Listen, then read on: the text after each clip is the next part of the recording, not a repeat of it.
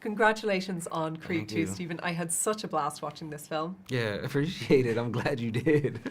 What I love so much about it is it really well balances, the nostalgia from the previous Rocky movies, but you also kind of bring your own sense of character to it. Was accomplishing that balance something that was kind of constantly on your mind when you were making it? Probably every day. Yeah. Every day shooting, even in prep. I did a lot of research on making sure I grabbed the right parts and moments from the franchise that I wanted to have callbacks to. And then other areas, I was also balancing Creed, also trying to create a, I guess a franchise and tones and motif and callbacks to that series, as a spinoff. So I was watching Creed 1 and figuring out shots or lines or whatever maybe that we can bring over to this one. But ultimately, yeah, you find, by doing that, you find naturally those moments where you're like, okay, these are places where I can put my own stamp to it without impeding on anything or disrupting what people love the most about the franchise. Right, right. I was also wondering how you felt about working with a script from Sylvester Stallone, because obviously, Rocky is his baby and everything, Yeah. and then you have the added pressure of directing him in his own words. So did that come with like a sense of pressure, even in its own right? Yeah, but it kind of went away after the first meeting. Okay.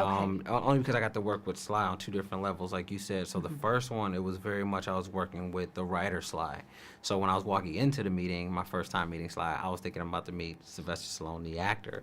But I saw a writer who cared about his work and who wanted to collaborate and find a new way to tell the story and bring characters to new places. So that was exciting because it calmed down everything, and it was like, oh, it's a different energy when you're working on that level.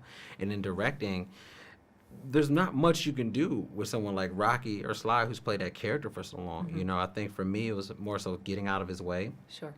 And then no, in a great way, like, because Rocky is so hard to like to copycat, and so like only he can really write it, and a lot of his moments, Rocky moments, comes from improving.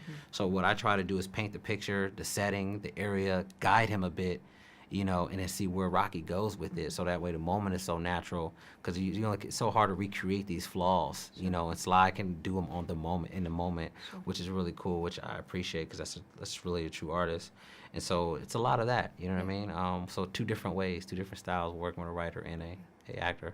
So what kind of moments of improv were there in the film? Because now I'm kind of curious. Yeah, what no, made it in. there's quite a few. One of my favorites though is there's a scene where he's about to propose. Adonis is about to propose, and he tells him, just turn off the brain, and then he goes click like this, and then he literally lifts his hands up and goes click, and then Adonis goes click, and then when Adonis is in the room trying to propose, he goes click click. He starts repeating it.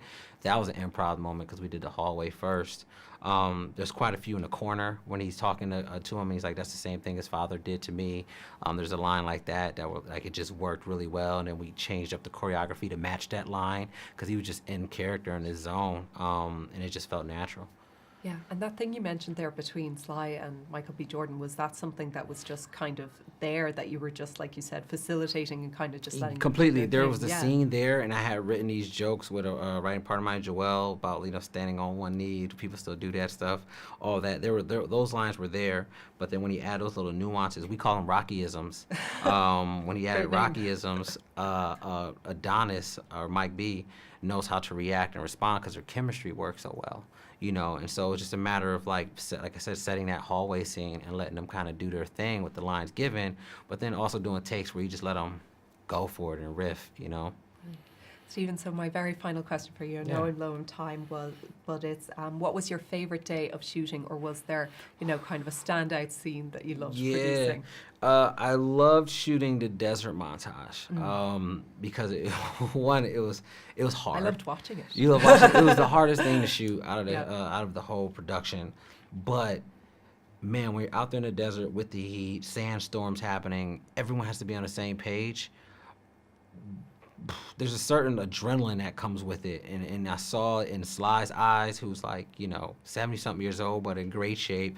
You saw it in Mike's eyes, the trainer's eyes, all the extras who wanted to get it done, and they wanted it to be so epic that they were willing to fight through all this stuff. And so there's a bit of camaraderie and teamwork placed in it that you can't really replace. Like, we've been through hell together, you know what I mean? So those are one of those moments that felt like it was iconic when creating it, and I hope it is on screen.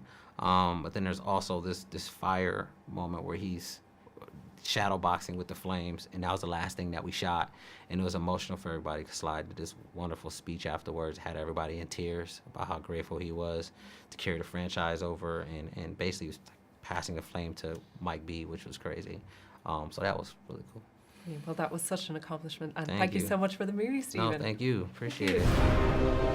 It's not just us anymore, Dick. I want to rewrite history. If you want to fight this man, that's your business. But don't pretend this is about your father. This here is all about my wife.